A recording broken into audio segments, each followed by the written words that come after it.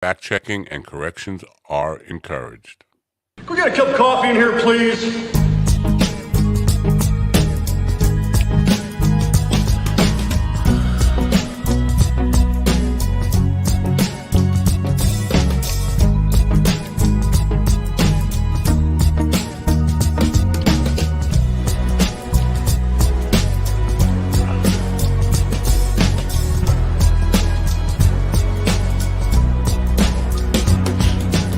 Damn good coffee and hot.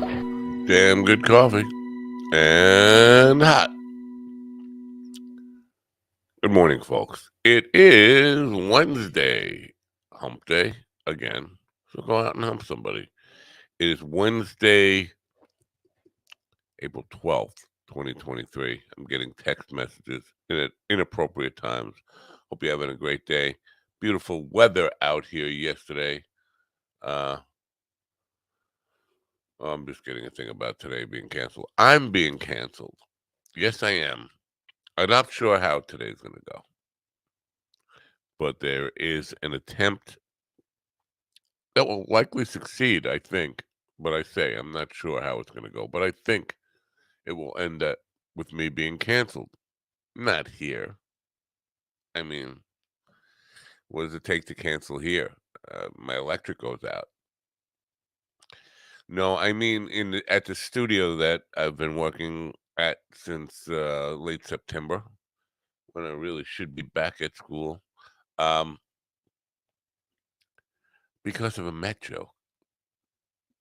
Yes, you heard that correctly. If you people who know me, which is one of you, maybe, if you follow me at all, I'm just busting balls with Met fans on Facebook a lot, on Twitter also.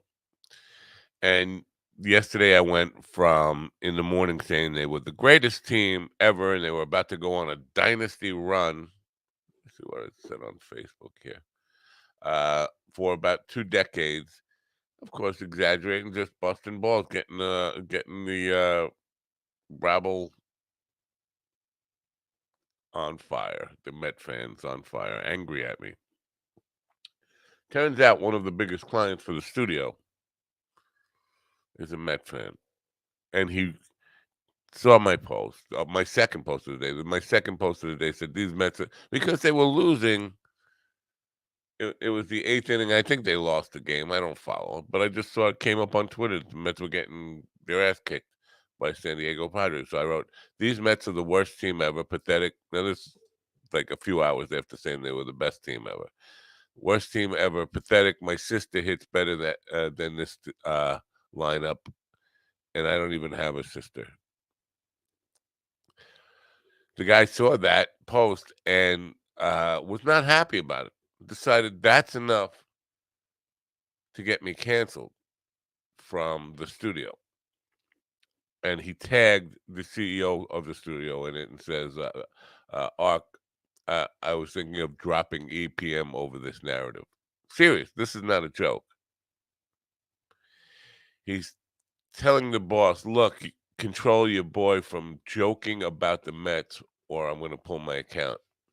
Now, honestly, look at this. I'm losing control of my mouse here again. If it comes down to choose this job at the studio when you're working for the studio or being who I am and being able to make fun of the New York Mets, which one do you think I'm going to choose? If it's stick with the job, you're crazy. You don't know me at all. I'm going to say, I'm going to resign. I say, okay, I resign. Don't take it out on the studio. And then I'm going to dress up in a Mets uniform and sit on your front lawn forever and just yell, I suck, Mets suck. I don't know. I'm going to do something inappropriately over the top just to fuck with you. I might go paint your house orange and blue and write Mets suck all over it. But you're not going to cancel me. Well, you're going to cancel me from that position that I don't really. You know what? Maybe it'll make a religious man out of me. Maybe I'll say, yes, there is a God. Everything happens for a reason. Because to me, it feels like freedom. It feels like, really? You're going to give me this out, this something I can use. It's just like, people don't know. You don't know who you're fucking with. But over a Met joke, this guy is willing to do, I don't know how much money he puts into the studio, but he's willing to sever a business relationship, let's say in the tens of thousands of dollars, to be putting it mild, very mild, like every month. He's willing to sever that relationship over me posting a joke. It wasn't even really a funny joke. It was, if you follow me again on Facebook, this is something I do every day from April until the Mets are eliminated in the last week of September, usually. Sometimes sooner than that. But it's just bizarre. Cancel culture. And I did ask for this. Yesterday, seeing the people online, the Bud Light thing, people celebrating the fact that Bud Light was supposedly losing money. Bud Light was not losing money during this boycott. They were making money. Their stock price increased. And I'm like, um, I need to be canceled. I need to be on the boycotted by the Republican Party to make my value rise. Of course, that won't happen. I said, you know what? I could, put on a dress, go shoot up a school. No, they like people who shoot up schools. I forgot. I don't know. Carry an illegal immigrant across the border with fentanyl in their pockets. That looks like Flintstones vitamins or something. Anything to piss off a Republican, so I can get boycotted by them. But so I obviously got canceled, or I'm getting canceled, and that will be right after the program today. And very much looking forward to that conversation, because I have a feeling the CEO of the studio is going to take it to heart and be conflicted at first. Like, I like Matt, I don't want to, but he's gonna, hey Matt, I hate to do this, and I'm gonna be like, don't hate to do it. I love it. I love it. I'm not mad at. I won't be mad at him. Um, who's in the chat room? We got a couple people in the chat rooms here. Hey, Craig, FFS. I believe that stands for fuck's sake. Uh, Craig says, as a Cub fan, I'd like to add Mets suck super hard since 1969. Tom Seaver was just okay. Nah, in 1986. Come on. The 1986 team was a good team. But since then, they've sucked. Anyway, Jackie Martling is supposed to be with us today. I think he will be here. Jackie's never forgotten before, but I forgot to send him the link until about 11:30 last night. I was working on some reels, working on a hip hop video to promote this dopey show, but also working on some reels. And cool one from Sam Talent that I've posted before from a couple of years ago on 420. Just remarkable how much has changed in New York with regard to marijuana laws, because 2 years ago on 420, almost 2 years ago to the day, really, right?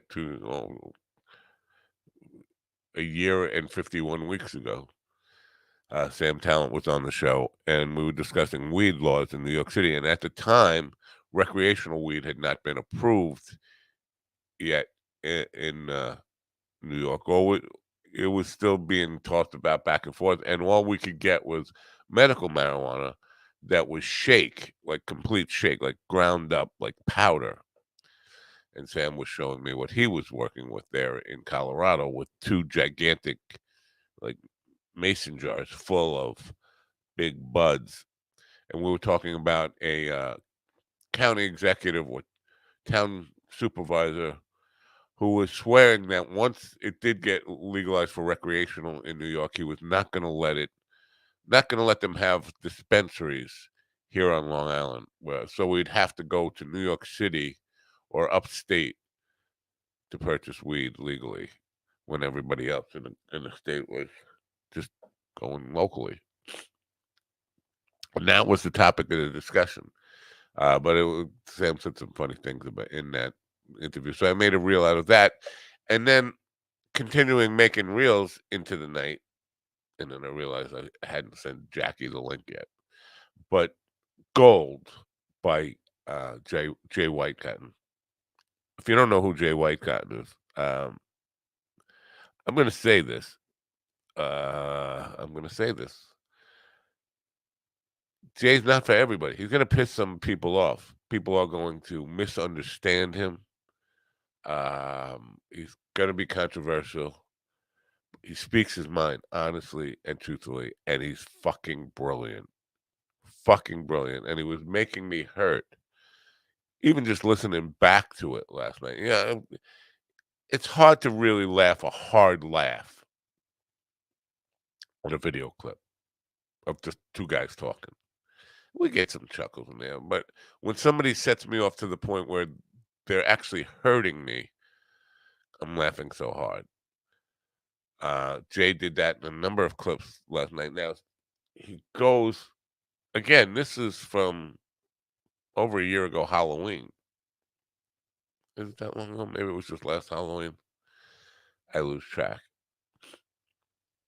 But we were talking about, at the time, my thing was transformation coaches because I was having a bunch of guests who were transformational coaches. You know, teach you how to change who you are. And that was my pet peeve at the moment. It was just like, um,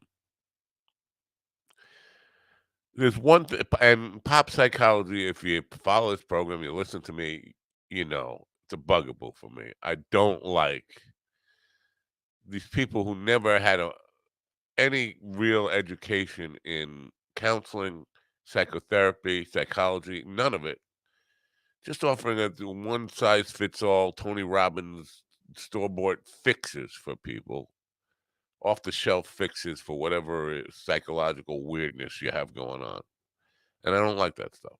But there's this movement, and I was on it at the time. No, I wasn't I wasn't partaking into it. I was railing against it. Transformational coach. Transformation is not, I need to lose a few pounds. I need to, change my diet a little bit. I need to cut down on the sugar. I need to cut down on smoking weed. That's not transformation. Transformation is completely changing yourself. And I was talking about in terms of psychological makeup and all that kind of stuff. And that's what these transformational coaches do. But I said that to Jay, and he said, "Well, that leads into the trans community conversation." And I'm thinking, no, it doesn't. It doesn't have to. And then he went on his Carlin-esque rant about his views on the trans community and everything that's going down. It was hysterical, but it also, there's no planet in the world, in the universe, where that could ever be monetized or even probably not risk being deplatformed. I'm freaking out that YouTube hasn't caught it already. It's been up since Halloween, and YouTube hasn't said to me, you know what, we got to give you a strike for this. You can't let guys say that shit on your show. Live 365 is a whole different. Excuse me, while I with the blowing nose thing. Live 365 is a whole different animal. They'll let me say whatever I want. You know, I'm responsible for it. Any lawsuits, any harm comes from anything, it's going to come my way. But YouTube and Facebook and Twitter and Twitch and all those platforms are on a little more strict. So Anyway, but it's really funny stuff. I'm gonna try finding a place, maybe Rumble, where I can host these clips. That where I don't care if they say, "Well, that's too outrageous. We're gonna deplatform you." Now, Rumble. I will say this. I see Jackie's waiting in the background there. Um, Rumble says they are a censorship-free platform. They're not. They censor me every time I have a guest on, or if I say something that is anti-Trump. The entire episode gets dropped from Rumble. So they claim to be against censorship, but they're only against left-wing censorship, not right-wing censorship. If that makes sense. I think anything right-wing is allowed.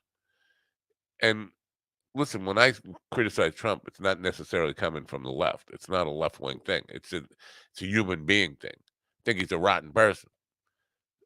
But whatever. So this episode just got banned from Rumble.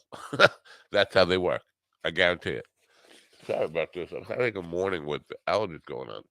Anyway, Jackie will be with us in a moment. Just hold tight. This episode is brought to you, but before I bring him in, because I always forget every time I start talking to him, we forget about this. Brought to you by Koa Coffee. Let's go. This episode is brought to you by Koa Coffee. If you are a coffee connoisseur and want to experience the best coffee Hawaii has to offer, no blends, no compromise, try the true taste of aloha. Koa Coffee produces premium Hawaiian coffee, hand-picked, expertly roasted, and delivered from Hawaii to your door with aloha. From award-winning 100% Kona coffee grown on the slopes of the Mauna Loa volcano to the unique mocha beans of Maui, they strive to provide their loyal customers with the best quality and freshness. Since 1997, Koa Coffee has been known far and wide as a product of utmost quality, and their awards prove it. Koa Coffee was featured in Forbes' Top 10 Coffees of the World. This is the coffee Forbes called the best coffee in America. Find out what it's all about. Go to minddogtv.com/coffee. minddogtv.com/coffee and find out about Koa Coffee. That's right. Wake up, America. You've got a dog that needs walking. That's right, sunshine. Just put on a big pot of strong coffee and get ready to type your little hate mail with your opinions about kumbaya and flat earth insanity. Stand-up comedy? You want stand-up comedy? Well, we've got sit-down comedy. It's time for Coffee with a Dog. You make me laugh. Oh, and Jackie is here now. Good morning, Jackie. How are you? That was a very interesting ad. Well, you're into Koa Coffee. You know what? I had a bag of Koa Coffee for you. Was ready to send it to you. And then Erica I don't want the coffee. I want that girl that was. I know the girl running on the beach. I know. I never saw a coffee ad with a beautiful girl in a sheer negligee drinking coffee. Who even remembers what you were selling? You know what I mean? Well, anyway, that's very expensive coffee, by the way, Koa Coffee. And I had a bag I was going to send to you, but then Erica Rhodes came to town, and I know she loves coffee, and I said, who do I want to impress, Jackie or Erica? Jackie or Erica? That's not even a coin flip. You know, hey, I heard what you were saying before. I don't want to go to jail. What are we going to get locked up for what we talk about on here? No. What was I saying? Oh, Jay. Jay Whitecotton. Are you familiar with him? I don't know the name, but it sounded interesting. He was just rambling, and they went off on it. We did like a 2.5 hour thing. He had a special he put out for a Halloween special, and then we were just talking. And he is very opinionated, but he's very brilliant. He's really smart, but he's also a bit of a mental case, and he's studied being a bit of a mental case. He really, I mean, you could tell he's put a lot of thought into it, a lot of study into human psychology and stuff. So he tends to get into a Colin-esque rant about human behavior and stuff. Well, being smart and being a mental case, our hair is spread apart. That it's the same thing, really. You know what I mean? Yeah. You start to overthink anything, you become crazier and crazier. That's why I don't think. Yeah. So I was talking about transformational coaches that I was having on at the time, and I said there are too many people who just not happy with who they are and want to completely change themselves. It's not like I want to lose a few pounds. I want to, I don't know, become good at shuffleboard. I'm not working on any particular issue.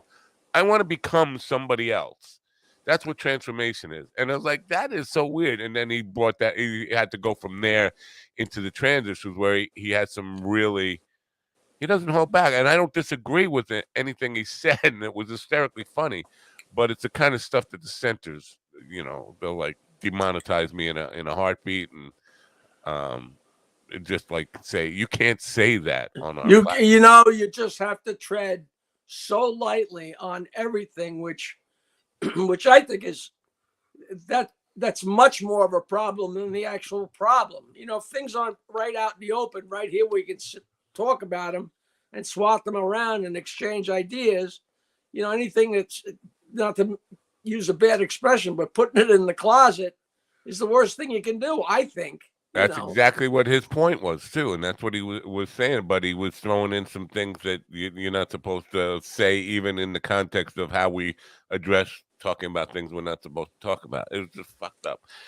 Anyway, I'm getting canceled.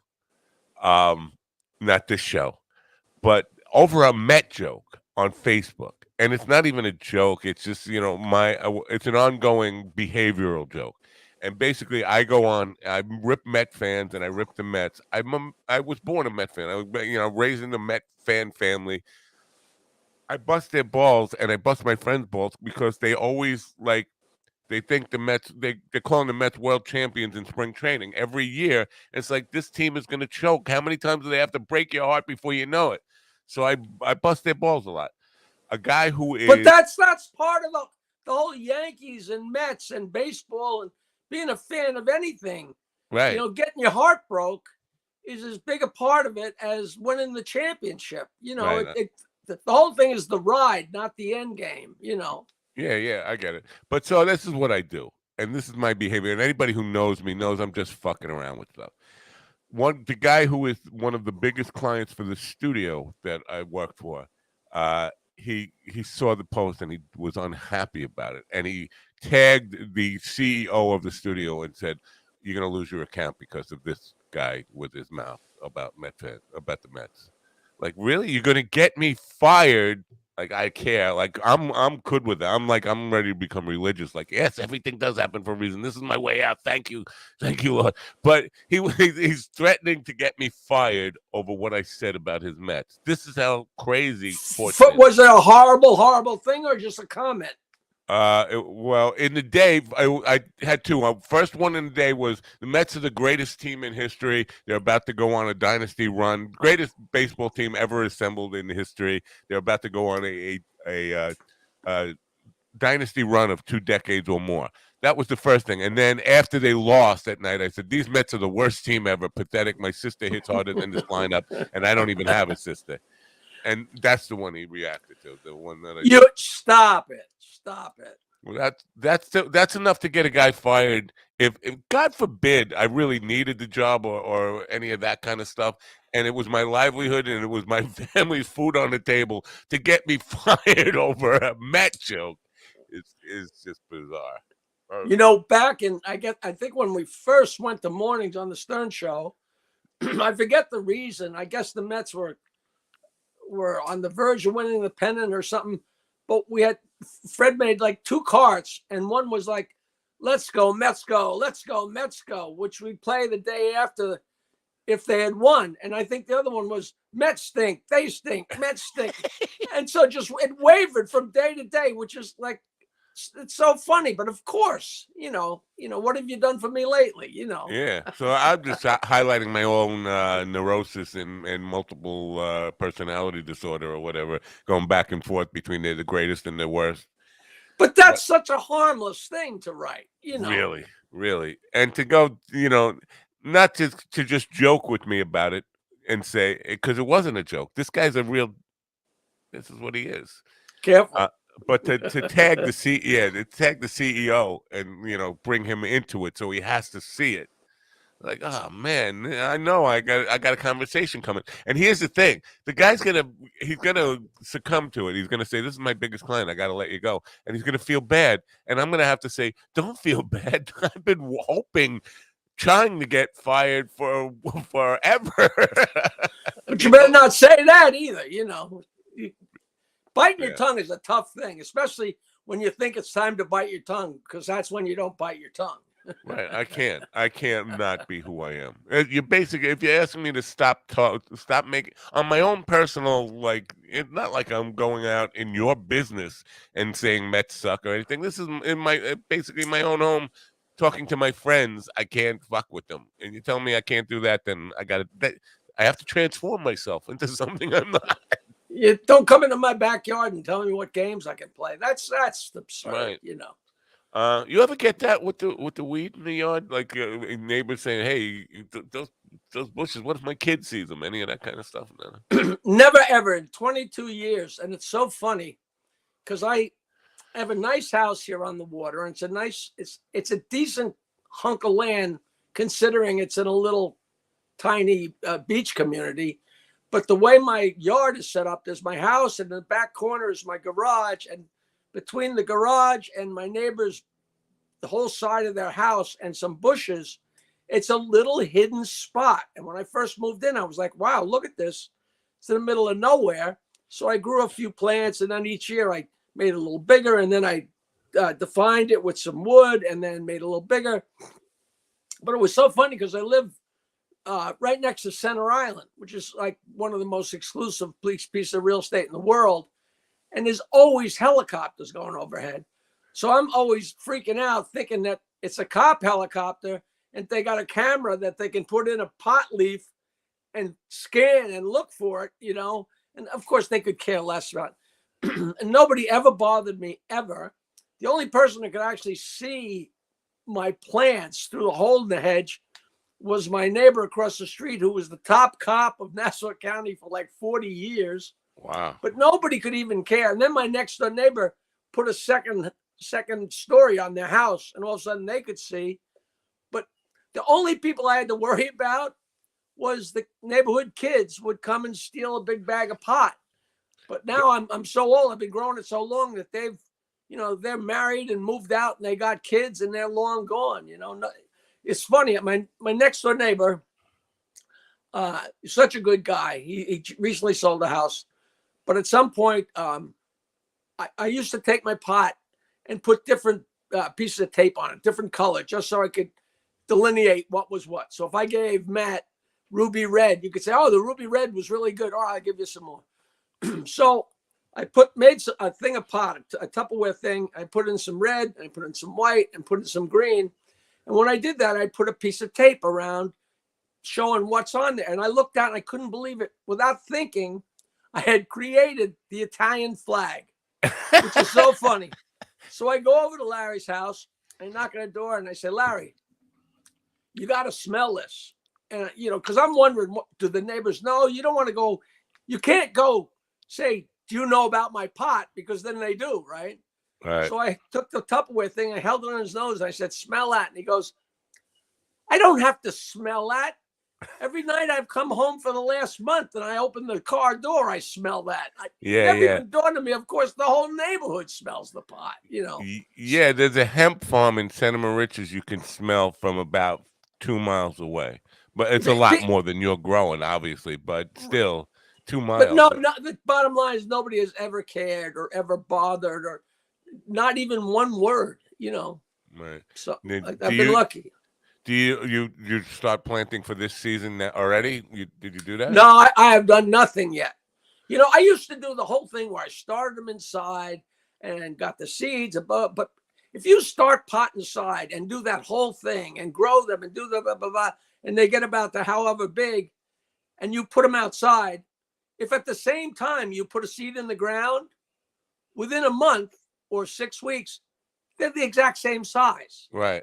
Because the transplant shock of the pot going into the ground, when the seeds stop. Yeah, it stunts their growth for about a week or two before. Right. Yeah. So so I don't go, I just get lazy, And you don't like buy pre-germinated seeds or any of that I kind of. I do. I always buy some, but they always get mixed in with my great grandchildren and my great great grandchildren.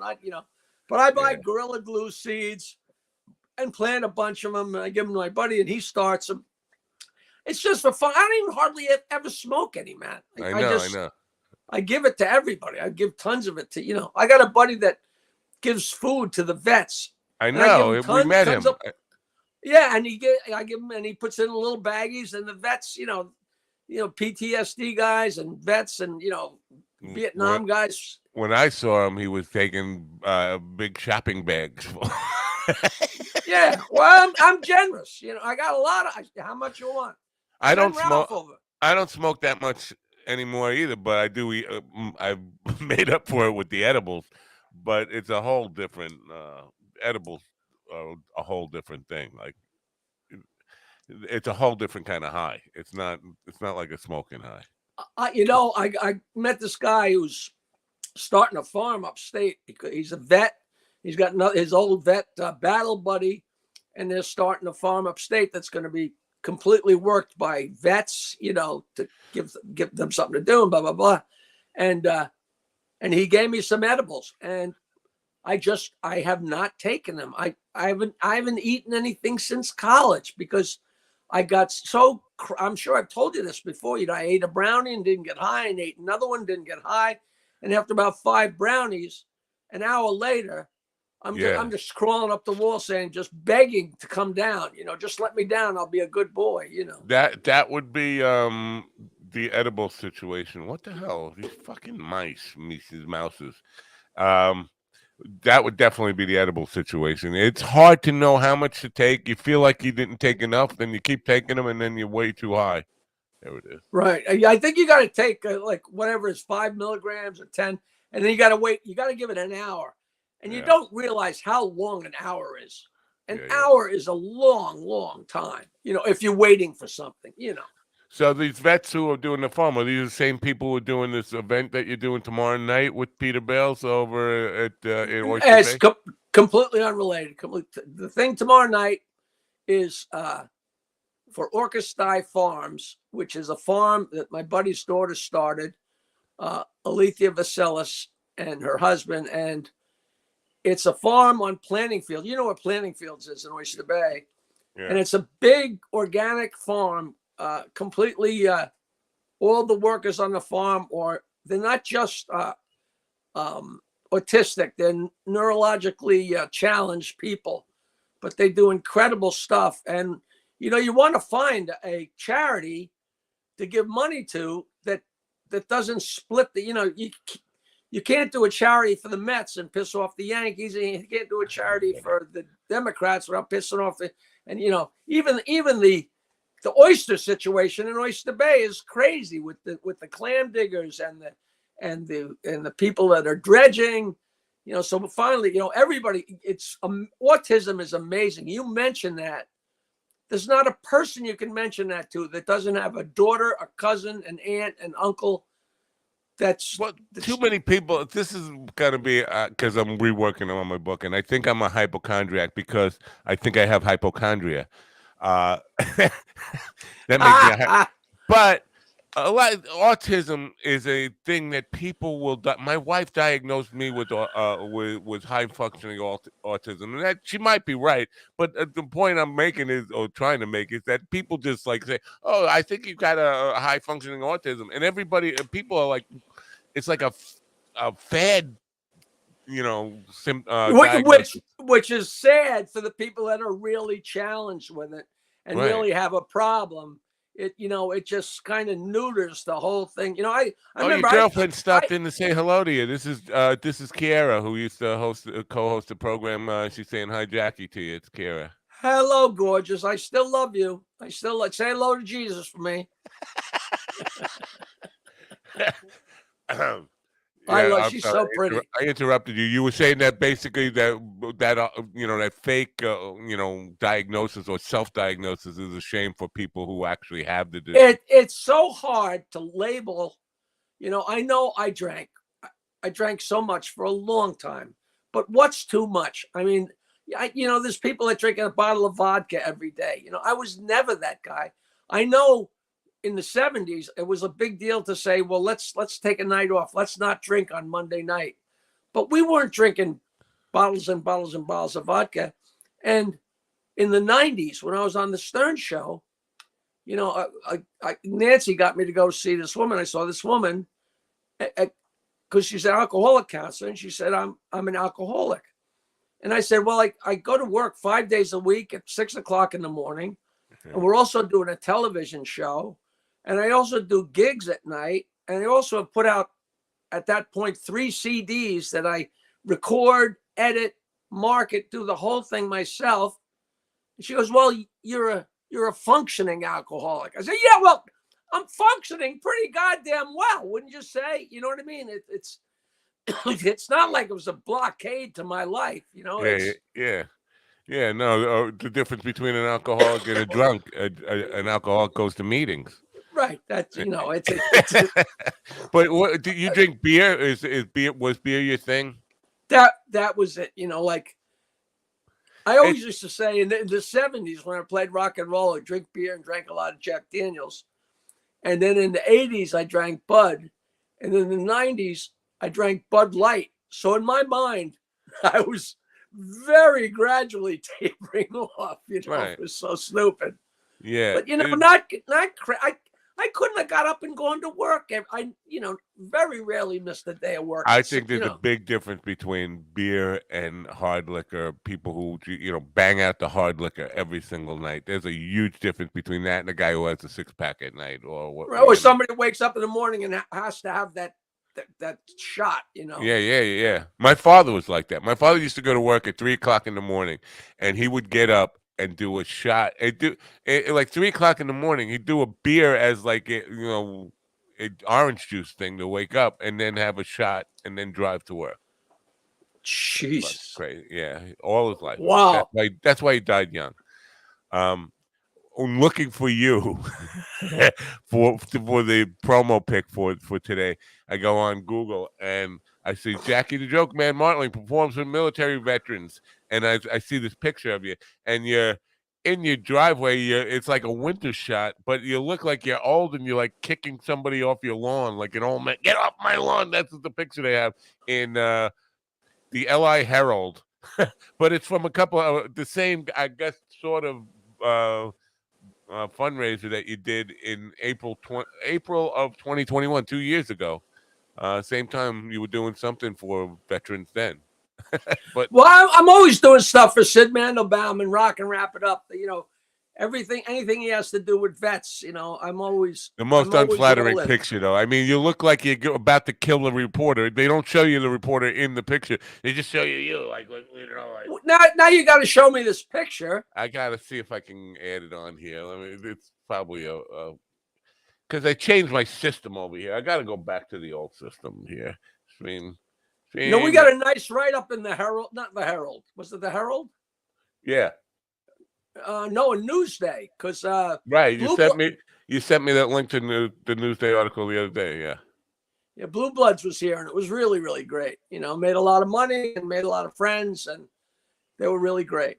All right, this is gonna make a pop noise. Never mind. No, I'm doing it. I'm almost there. Pop. Mute me. Oh yeah, I think 2 years ago CBS might have come to Sid's. Sid has his charity is Rock and Wrap It Up, and they get food from Trader Joe's and BJ's and all over, and they actually put it in his driveway 3 days a week, and the vets come and get free food. And yeah, that was in his driveway. It was like 10 degrees out. Yeah, I know, but I was talking to the vets. There was about 12 vets sitting there in chairs. There are so many better pictures of you online than to use that one, especially for you're doing a good thing. You're doing a benefit for veterans, and they make it look like you're an angry old man saying, "Get your ball off my lawn." Well, they loved it. The vets love it. We go out and do a charity a golf event at West Point every year, which is just beautiful. And I play golf with these 5-star generals, but now they're little old men, and you can't even picture them going into war. You can't even picture them getting in the car. Right. You But know, they're great. Carl sent me a Wait, let's plug this thing definitively. oh yeah. Thursday night, tomorrow night, 8 p.m. at the Oyster Bay Italian American Club. It's me and Peter Bales. We're doing a show for charity. It's $50, which is expensive, but all the money's going to Orchestra Farms, which is a great, great charity. They're doing terrific stuff. And please come out and support them. That's Now, all. Okay, I didn't mean to. Go ahead. no, Orchestra Farms. Are they? What's the deal with them? Are they like an organic farm, or are they a local farm where you can go and pick your own? No, it's a totally organic farm, and they distribute it. I don't think they sell it right there, but it's all distributed, and all the money folds back into the organization. It's to help neurologically challenged people. Give them something to do. That's planting stuff and watching it grow. That's why I do it. There's nothing like planting something, like planting a flower and watching it grow. I mean, that's just so organically pleasing, at least to me. I would think to anyone. It would be if I could make it happen. Now, I have an extremely brown thumb. I live in a place where you would think it would be easy to grow stuff. Stuff doesn't grow for me. The only time it ever worked for me, I had a girlfriend who she had a house plant that just would not live. And when I moved in with her, it came back to life. And when I moved out, it left. And I think that it was a spiritual thing. The thing just didn't want to be around her alone. Because you made her happy, and that made the plant happy. Yeah, well, I don't think anybody can make her happy. I think that's the problem. The plant knew, like, she's miserable. Stay away from her. Don't grow until somebody else can protect you from that evil woman. In the 70s, me and the guy in my band, another guy, we somehow finagled getting a house on the beach in Bayville, a couple houses down from here. Wow. And the first thing I did is I went out and bought a couple of plants for my room, and I had a nice tall plant. And this tall plant, I swear to God, it was doing semaphore signals. And it was saying, please water me. Jesus Christ, will you please? Because I could not remember anything. They all just died. And what's easier than remembering to water a plant? I could not do it. I just couldn't. I was very busy. Tim Dillon, you're familiar with him, right? Full circle, of course, from the Neptunes. Yeah. Him and Greg Fitzsimmons on a podcast, and Carl sent me a clip where your name comes up, and it's basically talking about Tim Dillon's roots on Long Island and how he couldn't wait to get into Manhattan because so many people on Long Island just get stuck. Comedians in Long Island get stuck in the governor's rut. Was what Tim Dillon was calling it. Like governors basically. Because he got into it obviously way later than you did, but when he was coming up, governors I guess was monopolizing the clubs here on Long Island, and he was just like, if you guys were just getting stuck in just playing those three clubs and not going anywhere, he said, thank God he went to the city. And then Simmons said, like Jackie, the joke man, and he said, no, Jackie did better than anybody from Long Island. He's like, no, I'm not talking about him. I'm talking about the people who just. They're at governors still every weekend in the giggle room or wherever. They're just like going between those three places for 20 years now. But it was fun to hear your name come up. No, wait, no, that sounds like you defended me, but Tim Dillon, it can't be the same Tim Dillon. Tim Dillon, yeah, he came up in Oceanside. He was born in Oceanside, but I think in the 90s he started to be, he's a major headliner now. I mean, he does stadiums and stuff and arenas and stuff like that. There was a band called Full Circle when I was in the 70s that played in the same bars. Definitely can't be him. He wasn't born. It's got to be a fairly generic name, Tim Dillon. Yeah, I think he was probably born in the 80s. That would be my guess. But yeah, no. So, but Greg Fitzsimmons, you got to know, right? Yeah. Oh yeah, his father was a good friend, a friar, a good friar, Bob Fitzsimmons. Yeah, he was a good character. So yeah, so Carl was quick to say, "Oh, Jackie's name came up in a guy." Basically, reporting. He's like the Google check if Jackie's name shows up on the web somewhere. So what was the bottom line? Did I get beat up or did I come out? No, they were being nice to you, basically saying that and it wasn't really bashing the comedians, it's bashing the scene on Long Island, how it can be addictive so that you never grow in your career. You never get beyond the Long Island scene. Well, there's a lot of people that for years and years did, comic strip, Catch a Rising Star, improv, and kept going around in circles for years and years and years, and never spun out of that. It ain't easy. Yeah. I got I'll never deny that I got very, very lucky. I mean, I created my own luck to an extent, but you can do all the things, you can line up all your ducks and never hit them. You know what I mean? Right. You never know. Well, with the Stern thing, and I should know this. I read the book, but I don't remember the first time you got a phone call. Was it from Howard, or was it from like Boy Lee, or? No, it was from Howard. What happened was I worked at a place called Garvin's in Washington, D.C., and the owner, Harry Montecrusos, said to me, "Hey, listen, there's a guy that did broadcasts in his underwear here on Friday mornings, and he's out of his mind, and he's really crazy, and he got fired, but he got picked up by NBC. He's going to New York to NBC. You really should look him up because I think you guys would hit it off." And at the time, I had 3 comedy albums out, actual LPs, and me and Nancy, my future ex-wife, sent them to everyone. So we put together 3 albums, the 3 cassettes that matched them. Remember, the albums always had a matching cassette and promo. And we put those packages together and send them to everybody. I don't know how you do it, but back then, and it was all postage and packaging. And I can't tell you how many people we sent when my first album came out, I sent them to everybody. When my second album came out, I sent both of them to everybody. I mean, if I met you on the street and you said, "Yeah, I have a club, give me a card, give me your name, give me your address." So this guy, he told me about this guy, Howard Stern, who I'd never heard of. And when I got back to New York, I looked up WNBC, 75 Rockefeller Plaza, and we sent off the 3 albums and the 3 cassettes like we had to hundreds of people. That's what I'm talking about, how I got lucky, but I kind of, that you had to take ambition, and you had to take your action on what you wanted to do, and that's a lot of work to put all that shit together in the first place. So what happened?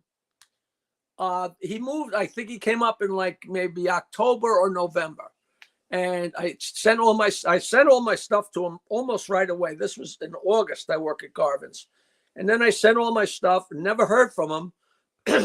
And there was a whole brouhaha. Like, he came up without Robin, and and when you back time and go and look what happened, you had to fight to get her up there. Blah blah blah blah. But when I sent something to somebody, their name either went into a friend Rolodex or a business Rolodex. And Nancy did a roast for me in January of 1983, and so she mailed the invites to everybody. And he must have been on that list. And then February of 1983, I was in my mother's attic, which is where Jokeland was, the Dial Joke and the whole thing. And Nancy was home in Bayville, and she called me up and she said, "Hey, that disc jockey Howard Stern called. He wants you to call him." I said, well. And I called up and said, "This is Jackie Martling. I returned the phone call to Howard Stern." And he got on the phone right away. Him, not his minions. And he said, "Listen, hey, thanks for inviting me to your girl Nancy invited me to the roast. I couldn't make it, but we listened to your albums, and every joke, and we think you're great. And do you want to come in today? We're doing a talent show. We're doing a talent contest over the telephone. Do you want to come in?" And I'm like, "Well, I'm hosting the shows in Levittown at Governor's. Right. And here, do you want to come into Rockefeller Plaza?" Like, well, give me time to think about it. Right. So before I hung up the phone, I was in the car, and I just drove in there, and I didn't know anything. I just, when I could still remember walking into 30 Rock, and like, here's Carson and here's Letterman and here's, Imus, and, and I walked in, and the first people say, "What was your first impression?" I said, my first impression was, "Holy Christ, is this guy tall?" Because when he stood up, he just kept standing up. You know what I mean? Like, whoa.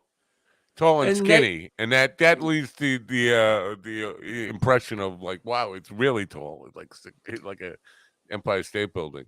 Right. It's seriously. And I sat down with Howard and Robin and Fred, and we laughed for, I think I got there about 45 minutes or an hour into the show.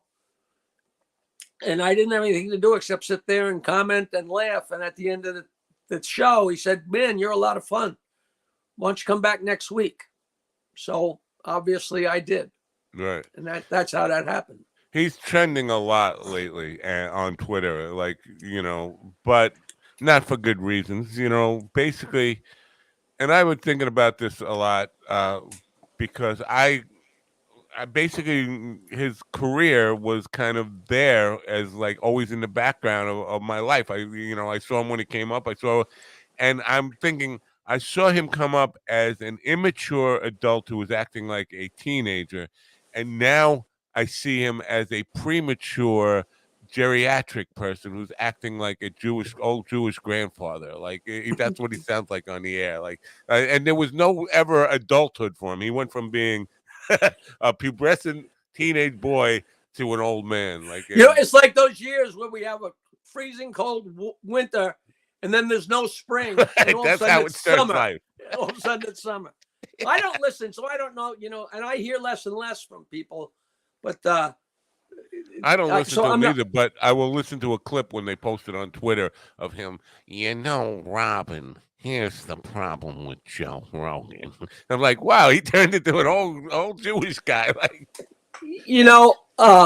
Once in a while, when I'm scrolling, I go to my name somewhere. I read these articles that people wrote or write, and people could just write anything they want, and the stuff that they say about me, I just want to stand up on my roof and say that is so far from the truth. I was reading something yesterday. It was like, well, Fred and Robin hated Jackie because he was so hard to work with. I'm like, that couldn't be further from the truth. I mean, Robin was thrilled to see me go, but not because we didn't get along. It was just because I always broke her horns.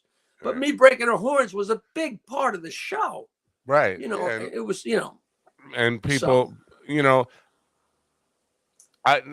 I knew what was going on pretty fairly early. I don't know how I knew, but I knew that you were feeding Howard funny stuff on the air. I never thought he was funny on the air. I thought he was funny and hysterical when in the interview things he did with like Letterman at night and all that kind of stuff. Then I really appreciate him. But him being himself, just being quick. If you didn't hand him that paper, he was kind of lost. He didn't have anything really funny to say about anything. He needed help with that. And a lot of people I've met listen to him in Washington, and whether they meandered to New York or however they listen. But I've probably told you this before. This is very subtle, but it really isn't. They said when he was in Washington, he was outrageous and funny. But when he got to New York, he was funny and outrageous. Yeah. Like the funny led, which it makes all the difference. If you're being nasty or crazy or, just, whiny, whatever. If you can end on a laugh, that frees everything. That pops the bubble and you're off to start again. We all know that, Yeah. Some kind of punchline or some kind of, Yeah, that's what I was when I had Rob Bartlett on, because at that time I was doing my show, and basically I always wanted a Rob Bartlett for my show. Because I was at least attuned enough to know I can't be funny for 4 hours on the radio by myself. I need I need some help. I need some comedians. Yeah. So, but that you was need to become a bounce. thing. You got to have a bounce, Yeah. And at that time it was really hard because local radio was losing all these guys. This is how Opie and Anthony became a thing. Anthony was a carpenter and Opie was on BAB, and basically, taking guys off the street. If they can be funny, you can get on the radio in those days. And I couldn't find anybody funny enough to. And so I led with the shocking, and this is where I got the kind of tag of being a Stern wannabe, because I was always trying to be shocking and never all that funny. So to be a point. Yeah, I get it. I always hear from people, boy, you are so lucky you ran into Howard. And I say, you know what? I agree with you, but he's also pretty lucky he ran into me. And Yeah, I really believe that because he wasn't, I don't think he had the ego to say, you know what? I really should go looking for somebody to help make the program a little funnier. He didn't even absolutely. employ Fred to do that. I mean, Fred wrote all the bits and wrote everything that was funny, but not in the course of the show, not on the fly. And Yeah. that made all the difference. And it really did. I only got to hang out with Fred once at the Continental Club in Bayshore, Long Island. We hired him for a weekend. Uh, he was the headliner. His band, forget what the name of the band was, but he was really King good. Norris. Yeah, oh King yeah, Norris. right, right. And he was really funny at the bar, just being himself. I mean, just a funny guy. But As funny a guy, as funny, as fast, and as talented as anyone I have ever met. Him and Billy West, the two of them are in a stratosphere by themselves. And I don't say that for any reason except it's absolutely true. And I've met a lot of people. yeah, yeah, You meet these people that are, superstars or mega this or mega that. And it's not that they're dull, but they just, they're not. I mean, Fred is right there. You say hello, boom, he's right. Whoa, he'll right. say something funny before you finish your sentence. You know what I mean? Like, Yeah, you have met everybody. A lot of why not? Some of them, but you enough of them. surprise me because every time I think I'm like talking to somebody who was out of your universe, like not necessarily like too big a star, but just not in the circle that you were in. Oh, you say, oh yeah, I met them. They were great guys. Like, what the fuck? How do you meet so many fucking people? Well, it doesn't hurt to be my age. Yeah, that's true. you know, well, But it does hurt to be my age, it but that does. helps. It helps your realm of who you've met and who you haven't met. Yeah. So yes, or the other day I mentioned to you that I was having Mark Farner on, and you said, "Oh, Mark's a great guy. Do you know him? Have you met Mark Farner?" Uh, maybe 10 years ago, my friend Toby produced a show. I don't know if you remember a show. There was a show called the Hippie Fest Yeah, yeah, that had the Turtles and Melanie and the yeah. Zombies and the Rascals and blah, blah, blah, blah. Before he did Hippie Fest, my friend Toby Ludwig, who's just brilliant, 21st century artist, did a show called A Walk Down Abbey Road. And what he would book rock stars and all the rock stars. And he did it, I think 3 years and 3 summers, 3 tours. And they weren't always the same because the first year before I met him, he had John Entwistle, and then Entwistle passed away. But what he'd do is the rock stars would do one of their songs, and then they do a Beatles song. Or else they do one of their songs, then they do a Beatles song, then one of the rock stars and another one of the rock stars would together do a Beatles song. And it was a terrific show. And the first time I went out with them, it was Jack Bruce from Cream, Right. Todd Rundgren, Mark Farner, and the guy who produced, he was the engineer on the Beatles, but then he wound up having his own career, and I can never remember the guy's name. Yeah.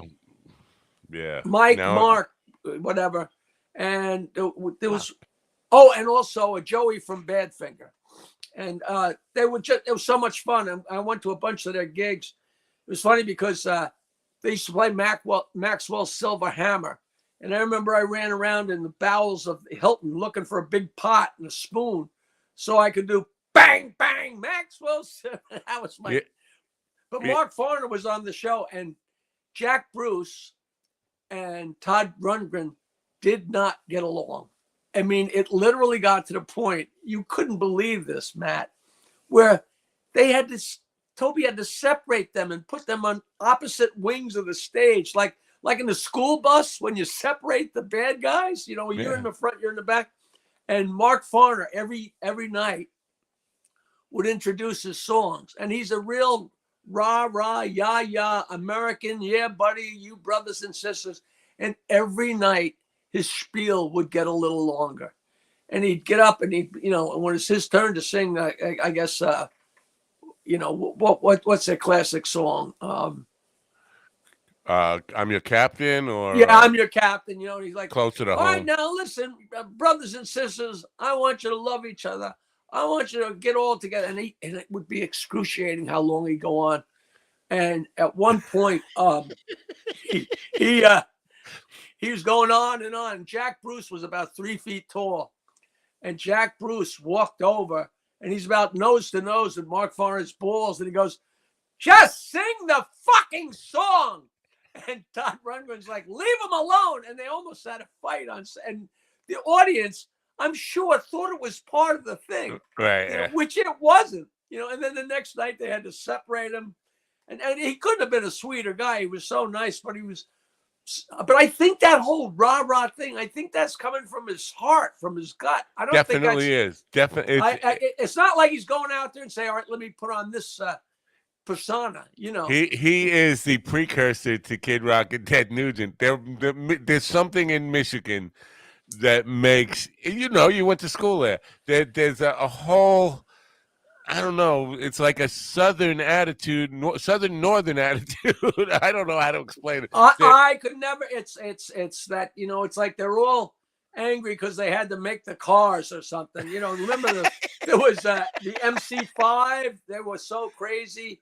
And when I went to college, my band freshman year, our organ player said, we really, really got to do this song by, now I'm not going to remember his name.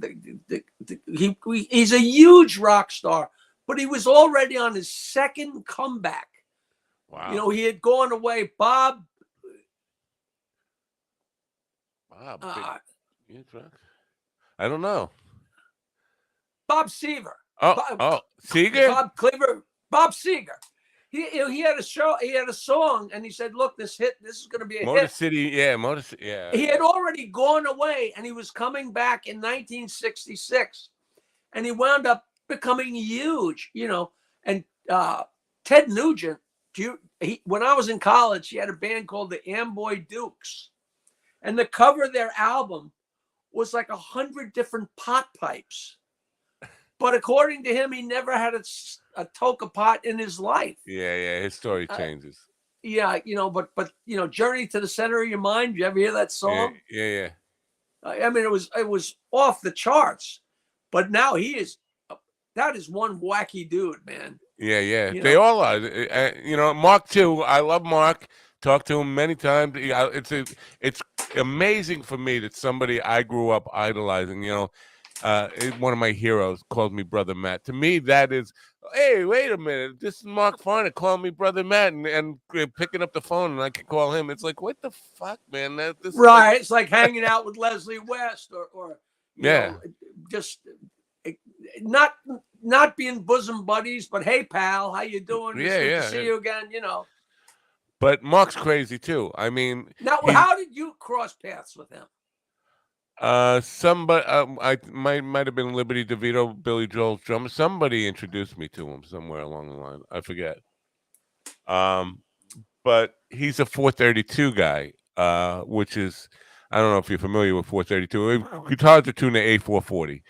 There's a whole movement to go back to medieval tunings of guitars and instruments, because it's supposed to be a spiritual type of thing. Like you can play as loud as you want, vibration at 432 to water, and the water stays still. Where if you play it at 442, it becomes erratic and crazy. And so you're saying 432 as opposed to 440? Yes.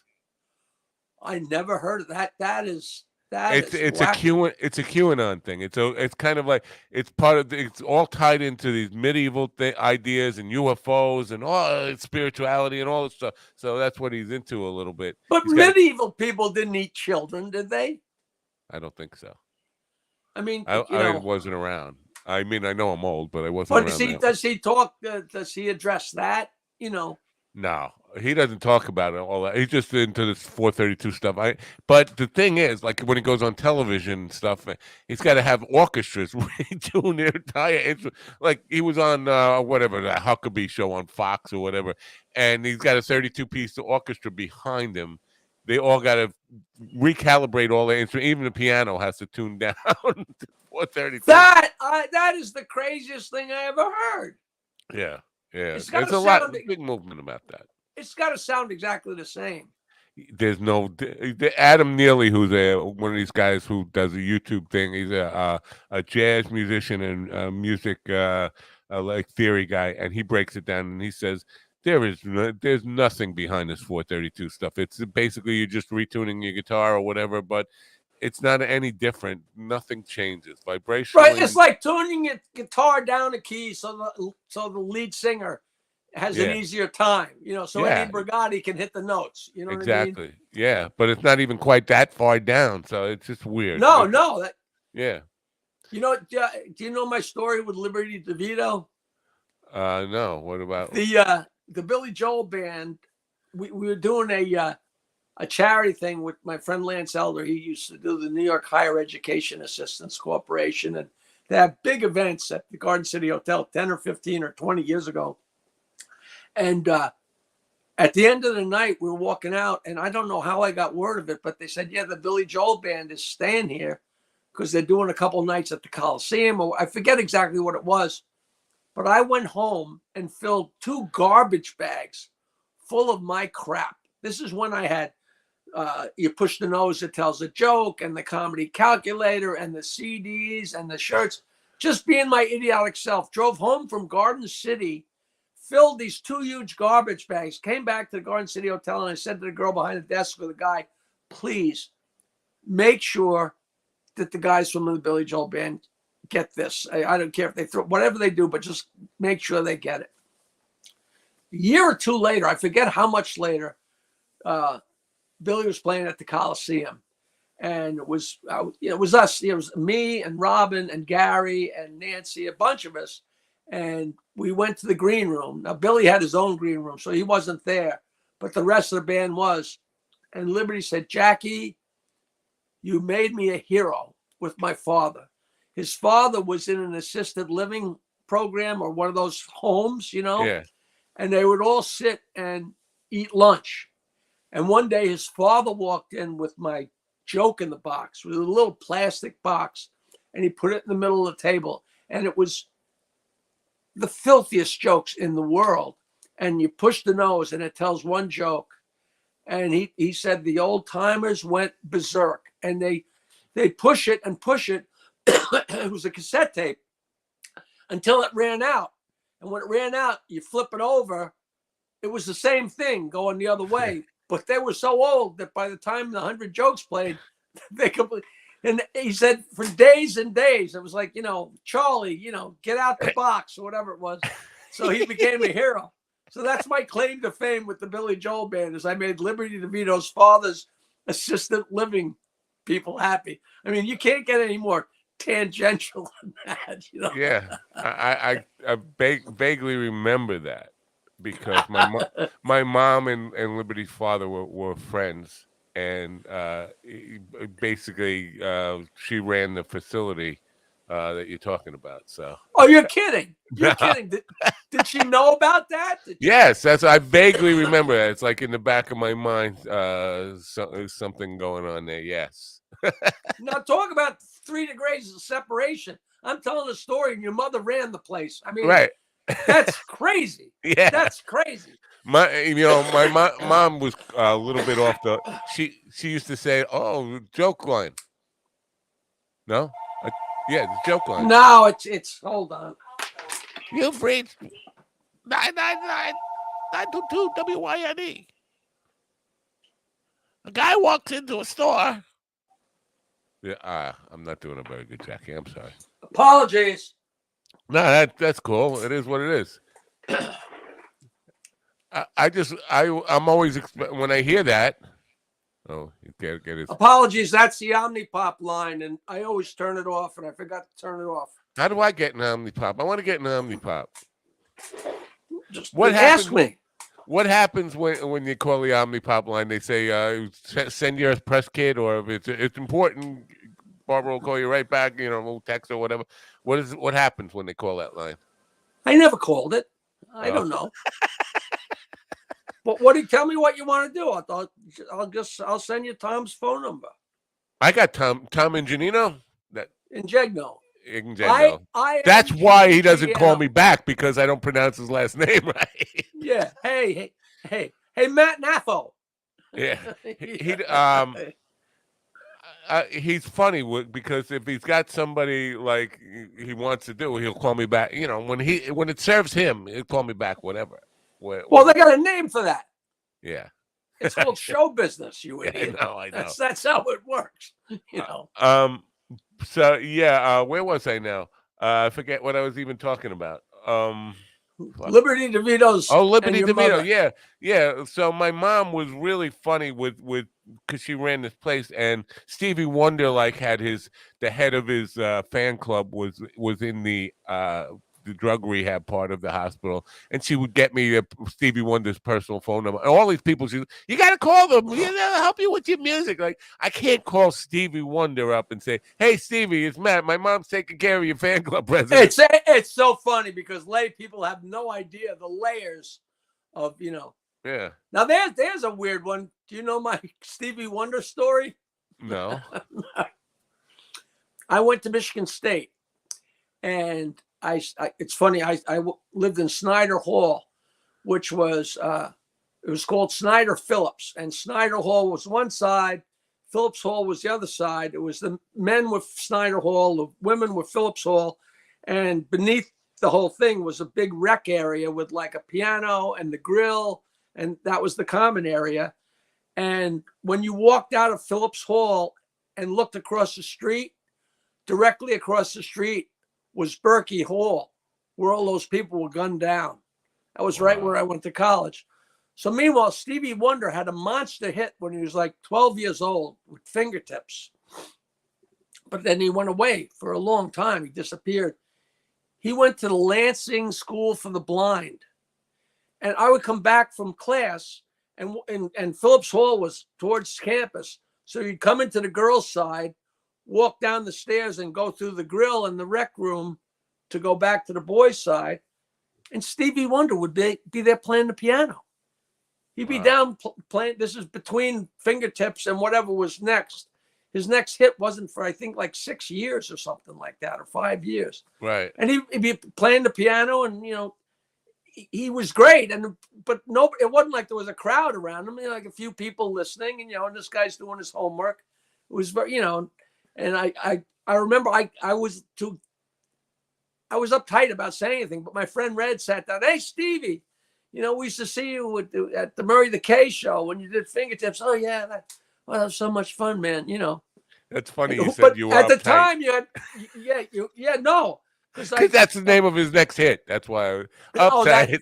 That's funny. That is funny.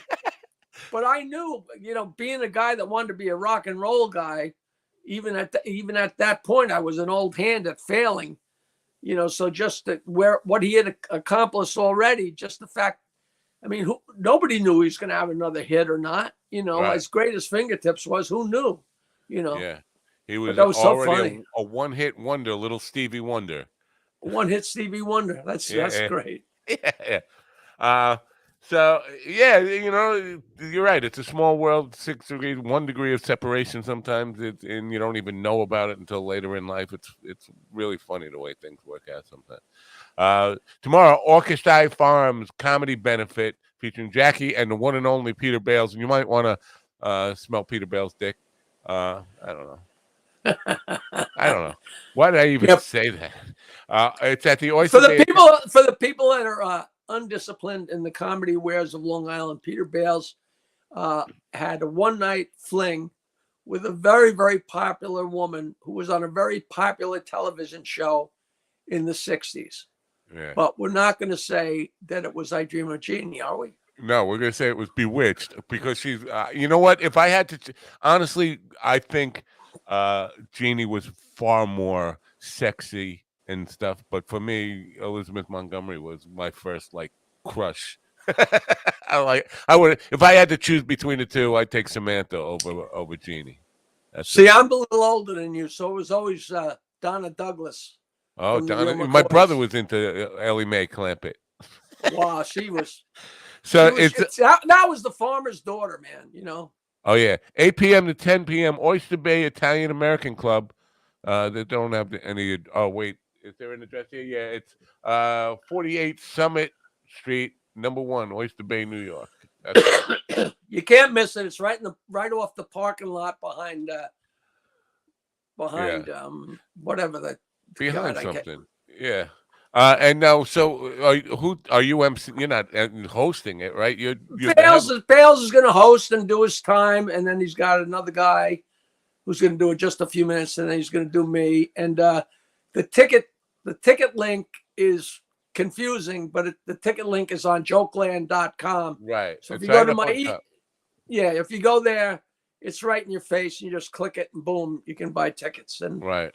I'm on support the this page cause. right now. Yeah. Yeah. Orchestra Farms. Yeah, and it's not Eventbrite. The link is right there. It says Eventbrite on the link, but it's not Eventbrite. But still, it take you right the way you can get the tickets. Now, I gotta come back to where I was. The governors, the Omnipop. The thing I asked about Omnipop. These comedians, the ones I have faith in, who are actually look like they have promising careers and they're doing the right things. Many of them said, "Can you get me into some rooms on Long Island? You're on the governor's radio. You're the governor's morning radio." I said, and one guy wrote to me last night, "Can you get me in touch with the whoever books governor?" I said, "No, I can't. I've never talked to him." Tony Walker keeps me at arm's length. Like, don't talk. We'll be the governor's people. You just stay there. So I don't know. I want to No, help so them. your show is on the Governor's Network. Yes, So you're but I don't. live on their air right now, or Yes, yeah. We're live in lots of places, and they don't. What happens is they don't bring us a big audience. I don't even know why we're still there. We're just feeding their morning time. But yeah, we've been on there. Oh, But I don't even know the governor's people. All I know is Tony, and he won't let me near the real because I want to get comedians booked there. You know, even if they're openers or features or whatever, just to get them. no, wait, I don't understand that. If you're on that network, you're linked in with them. I'm not trying to start trouble here. No, But that sounds I'm ridiculous. linked in with them, but only through Tony. Tony won't let me talk to anybody above him. It's like you stay down there. But how could that damage him or anyone in any way? I don't know. I don't know. I would love to know that. But whatever it is, I'm being kept at arm's length. So I want to get people in governors or McGuire's even. I mean, not to say that McGuire's is less than governors or brokerage, but it's further out. And I think it's a good place for starters. I mean, when I was starting, Those that they are brokerage and governors and McGuire's. You got to give it to them. They have the greatest sound systems, which I are said that last time, yeah. so important. Me and Bales are at the brokerage May 6th. I always look forward to that. Like McGuire's never did until governors bought them, by the way. So it's definitely whoever is running that. But I know we don't want to go down this road on the air, but the idea, like, it shouldn't be hard for me to get these guys because they're not local guys and they want to come to New York to get some flavor of New York and be able to say I played Long Island and all that stuff, and I can't help them out. And it's really but don't I just the vibe I get. It's almost like if you show up there, you can get on stage. Right. So me and Bales, the last time we did the brokerage, and I've talked to you about this, and I'm not bad mouthing anybody, but we did a show at 7:00 at the brokerage, and the 9:00 show was like 8 comedians, like almost like a bringer show where you had to bring people to get on stage. This is the headline show on Saturday night, the bread and butter show of the week. If you're a good comic. Yeah, I'm kind of thinking. I hear what you're saying. I think the 7:00 show. Send them to Tom. Tom can do that. All right, I will do that. But I was thinking about because I think on Long Island, the Saturday Night Late Show is probably one of the worst shows. Friday night is definitely not the 7:00 show or 8:00 show on Friday night is not the best night for comedy. The best nights for comedy for the audience from the consumer perspective are like Thursday nights or the early show on Saturday night. But sometimes, those after work shows, people worked all day on Friday, they come into a show, they're not really juiced up for good laughing, In the old days, the shows were like I don't know if it was 9 and 11, but it was definitely like 8 and 11 Friday and 8 and 11 Saturday. And the Late Show Friday was almost like, to this day, I kind of get the shivers when I hear Late Show Friday, because anybody that got there got home from work, they got drunk, they got dragged. It was a really, really, always a really tough show. Always. Yeah, New York has changed a lot since we used to be the city that never sleeps. Now we're the city that sleeps by like 1 o'clock. When I was in the 70s, we would play a gig and then come home, and Oyster Bay would still be on fire. Like, we get to the local bar at 1 o'clock and things would be killing. Yeah, You'd be out drinking till 3 in the morning or 4 in the morning when they changed them. And now, if I come driving through Oyster Bay at like 11:30, the streets are rolled up. I'm like, what happened? yeah. It's just not a hang anymore. Yeah, Henry Phillips, who has the Highwayman and Henry's Kitchen and all that stuff. The latest episode of the Highwayman, he's doing this thing with a rock band who's doing. They're my age now, and they're doing daytime shows, and he says, "What? That's kind of early for you guys. We like to get to bed early these days." Bales and me do our show at 7 o'clock, and for a while I was like, "That's so early." I'm like, no, it's not for our crowd. Jesus Christ. But you're a late night guy. I could text you at midnight and you're up. It's like, I don't expect you to be there, but you are. Like, well, you're up late. No, not usually. If my phone goes off and I'm lying in bed, but I'm not a late night guy at all. But sometimes I sit up and I'll watch a few Veep or a few Larry Sanders or a few Seinfelds or God, that's. We shouldn't talk about it, but that goddamn Succession. Do you watch that? No, I don't have television. Well, won't go into it because it's so crazy. Yeah, no. But yeah, I'm not like up working. In the old days, I'd be up till 2 o'clock in the morning at my typewriter. Even when you were working at Stern and had to be at like 4 o'clock in the morning, at the studio, or 4:30 or whatever it was, like crazy early hours. Yeah, I'd be up late. Wow. Me and Nancy would watch Law and Order at 10 o'clock, and the news would tease something, and and of course it'd be the last thing on the news. So I'd be watching the news at 11:25, and for 20 years I'd count with my fingers how many hours of sleep I was going to get. Chris Maloney from Law and Order SUV. He's following me on Twitter, and he wrote to me. He said, you make me laugh." That's pretty cool. I got I love that guy. That's great. Yeah. That's great. Yeah. All right. Well, I'm getting calls from my wife. I think it's probably an emergency or something, but let her hang. No, I have to go. It's probably just a flesh wound. Who knows? It's probably drama. Now, are you kicking me off because you got another guest, or are you ending? No, the show? I have to go deal with being canceled. I'm sure this is the phone call I'm waiting to have. Is this guy who's now being threatened by one of his biggest clients, saying, "Your guy is talking bad about the Mets. I want you to." What are you being canceled from, or aren't you allowed to say?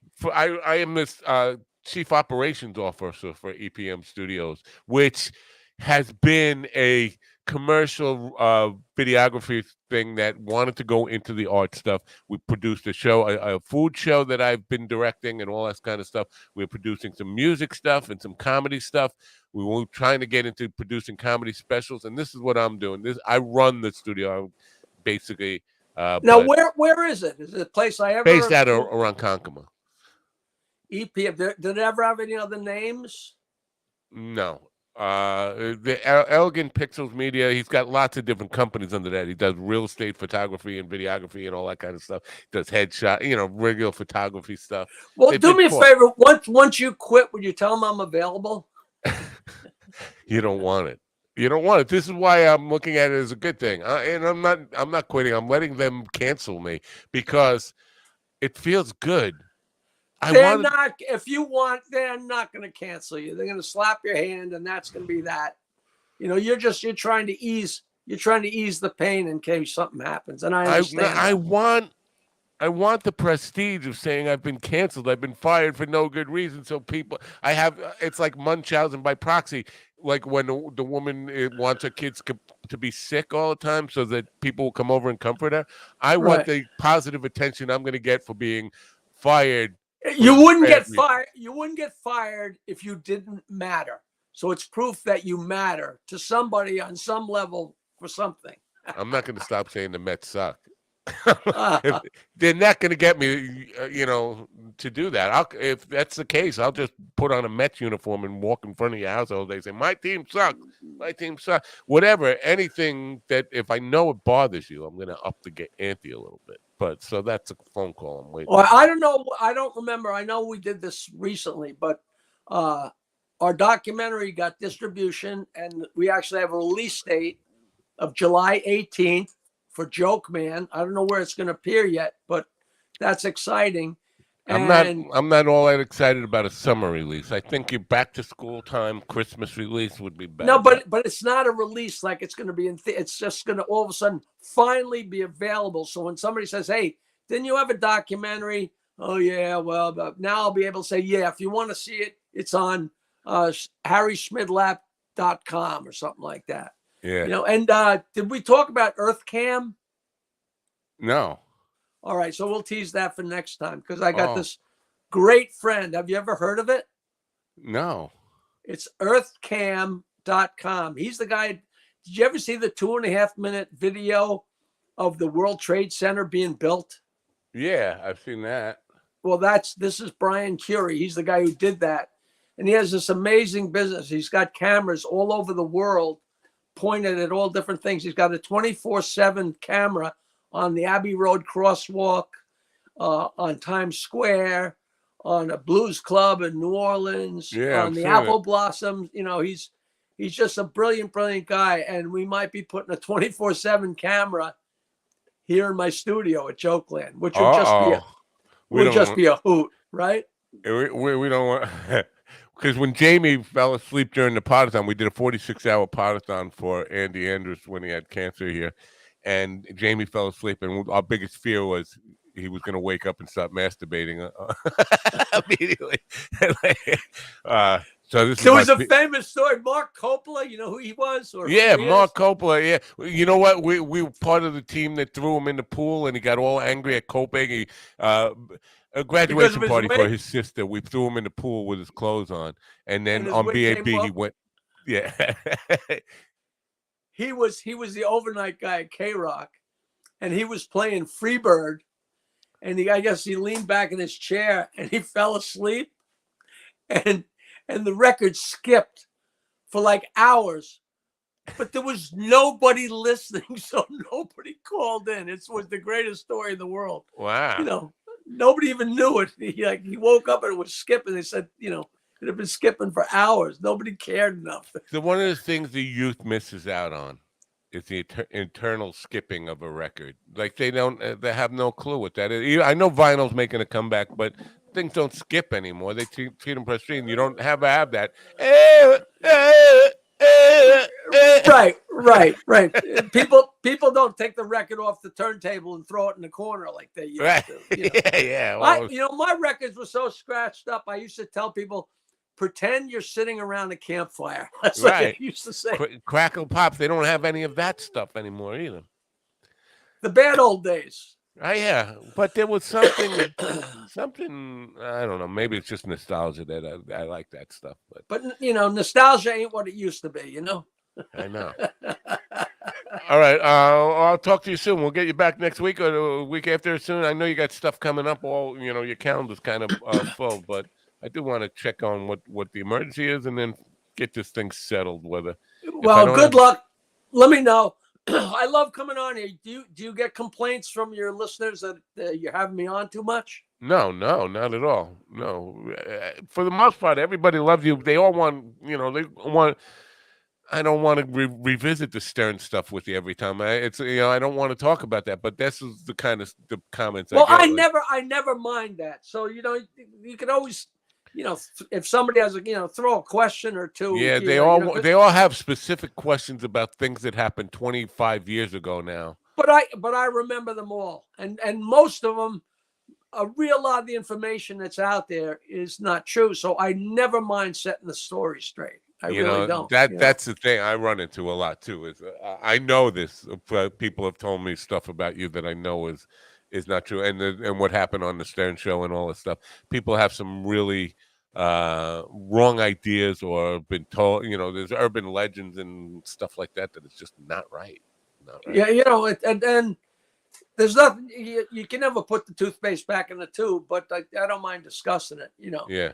And Now, people they finally know me well enough in general in the country that they know I'm a straight shooter. So they know I'm not making up stories to defend myself. The thing I love was when people ask me a question and I answer them and they say, well, that's what you said 20 years ago. And I'm like, well, that's because that's what happened. Yeah. If you tell the truth, you don't have to remember anything. That's what Mark Twain said. Yeah. That's the greatest Mark Twain quote of all time. It is. Definitely. What lie did I tell Mark? What lie did I tell Fred? What lie did I tell Harry? Yeah. All right. Well, we'll see you. Have a good show tomorrow night. If people go there, go to jokeland.com. You buy a ticket right under on the left side. There's a thing that says shows. There's a link, top link right under shows. Take you to the Orchestra Farms and go see Jackie and Peter Bales tomorrow night. And you'll be doing good for vets and taking care of people and doing the right thing. Good. Great. And I love calling in here and say hello to Chris Melanie for me. Is that Maloney? Melanie. Well, I'd say Maloney. I hope I'm not saying it wrong, but yeah. Give him my best. All right. Give him my best. Be well. Have a great day. I have to tell you my connection to that show. Oh, yeah. Go ahead. I'm not really connected, but my last girlfriend, her mother was in the Serendipity Singers. All right. And she lived in Texas. And the Serendipity Singers were on the Carson Show, either the Ed Sullivan Show or the Carson Show. And they were on the same night as Jane Mansfield. And in those days, they had to really drive far to where there was a television. So Emily's mother, who was in Serendipity Singers, her parents drove to wherever there was a television, and Jane Mansfield's parents drove to the same place. So they watched Jane Mansfield's parents and Emily's grandparents were at the same TV watching Jane Mansfield and the Serendipity Singers. It's just so absurd. It's just worth mentioning. That's all. Yeah, I think. And Jane Mansfield was the mother of Chris Melanie's partner. What's her name? Oh, I did not know that. Martitska, whatever. Yeah. Mariska Hargitay. Her parents were Jane Mansfield and Mickey Hargitay. Holy crap! I did not know that. Oh yeah. So they're watching. Mariska, is it Mariska? Yeah. They're watching Mariska's mommy. Wow. That's really out of left field, isn't it? Yeah. Wow. That's I did not know she had that lineage.